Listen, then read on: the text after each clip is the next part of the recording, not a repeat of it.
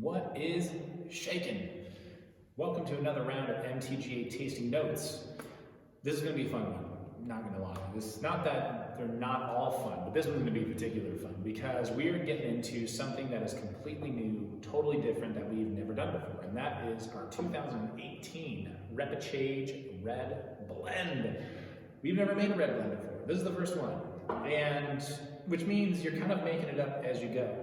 You know what it takes to make a good wine after you've been doing it for about 10 years, but at the same time, when you add a new wine into the lineup, a new style, you're gonna try and adapt everything that you're doing to fit that. And it takes a little bit of trial and error at times, but I do think out of all the wines we've added to the lineup over the years, this is the one that is putting its best foot forward out of all of them. I think there's always been this little bit of like, all right, we're gonna tweak this, we're gonna change that. But this is definitely a good benchmark to work off of. Super stoked to finally get this out into the world.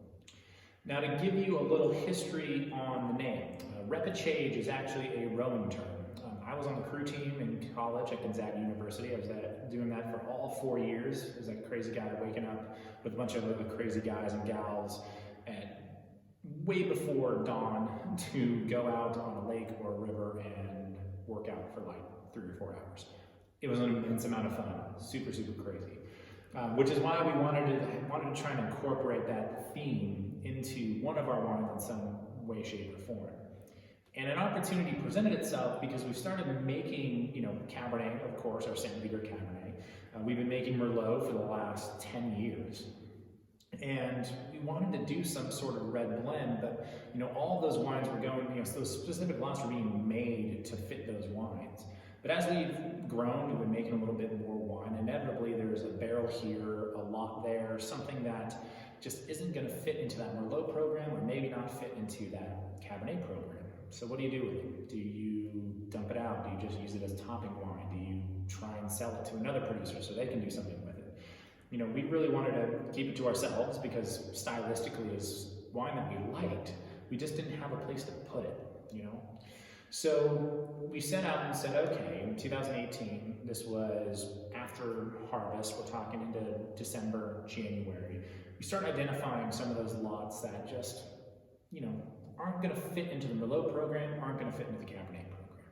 So, okay, let's take these and let's see if we can't craft a wine out of these, different lots that just aren't making the cut elsewhere. And that's where the name Repechage comes in. It is in essence the second chance race in a rowing regatta. There's normally 4 races including that.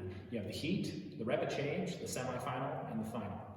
Now, if you happen to do poorly in the heat and you don't qualify for the semifinal, then you have the repechage as your second chance to get in there. Now, you have to race an extra time, but at least you have another opportunity. And that's what we really wanted to give these lots, was another opportunity to be a part of the program and become a great wine that we can hopefully do something with, as opposed to just these odds and ends. So that's been the goal since the fall of 2018, when we started kind of hatching the idea for this wine. Now, on top of that, I do need to share that this is something that we're going to try and make it be our wine with a cause. So every year when we release this wine, 10% of the proceeds are going to go back to different causes that kind of fit the moment and things that we love to support. In 2020, of course, we have a little bit of a pandemic going on. So as a part of the, all the proceeds that are going to be coming from this particular wine, that 10% of all sales from this release are going to be going to a couple of causes. One is going to be to No Kid Hungry, which is a great organization that helps provide meals for underprivileged children. And the second is going to be for students whose finances were impacted by the pandemic as well. So those that are struggling to stay in school because they can't, particularly college students who can't pay their tuition, so on and so forth. So super excited to raise some money for some amazing causes with this wine as well. Something that we'll be doing year in and year out when we release this. Now to get into the details of the wine a little bit, this is going to be 43% Cabernet Sauvignon from Mount Veeder, and the balance is going to be 57% Merlot from St. Helena. So it is heavy on the Merlot side of things, but we really wanted to make sure that enough Cabernet was going to be in there to be something pretty big, pretty bold. Now, those of you that have had our Napa Valley Merlot before and our St. Veeder Cabernet, this sits right in between the two. It's kind of this nice melding of those two styles to make something that's nice and bold, but approachable at the same time. We really wanted it to be a little bit more of that right bank style, something that's going to be Merlot heavy in particular, with Cabernet to kind of act as this great backbone and add some really big flavor to it. Now, we only made about 32 cases of this wine, so it's going to only be around for a little bit, but if you do have the chance to snag some, I mean, this is one that's going to be these really nice it's going to have these really nice bright fruit characteristics because of the Merlot. Since it is Merlot dominant, it's going to have this kind of plushness, this nice kind of fruit characteristic to it that really, really pops. But you are also going to notice the 2/3, 67-ish% new oak that we put on this as well. So it was aged with a lot more new oak than what we've traditionally done with our Merlot, so it has a little bit more oomph to it, but that's really to match up with the Cabernet as well that we blend into this guy. So you get that nice toastiness, a little bit more of those vanilla and kind of butterscotchy kind of characteristics from that barrel aging in particular. Now, it's something that just so happy with. This being the first, again, going back to what I said at the beginning, being our first red blend and hitting it with this kind of stride, could not be happier.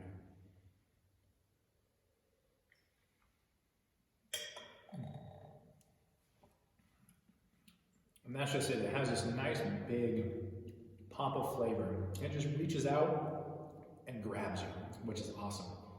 Now with that Mountain Veeder Cabernet that's blended into that 43%, you definitely get that nice big pop of that tannin structure, these really beautiful kind of savory characteristics, being such a kind of a cool climate hillside, you know, kind of southwestern Napa. You definitely get some really big structured kind of earthy style Cabernets from over there. At least in my experience, they can have this really great kind of earthiness to them. And it just doesn't hold back. It's just so great. You do get some of those nice kind of red fruit characteristics from the Merlot, that kind of some of those more plush kind of things going on. But you do get a little bit more of that like brambly, like blackberry, blueberry thicket kind of thing from the Cabernet. You also see some of those anise and kind of licorice characteristics. It's got a little bit of everything in it from this blend.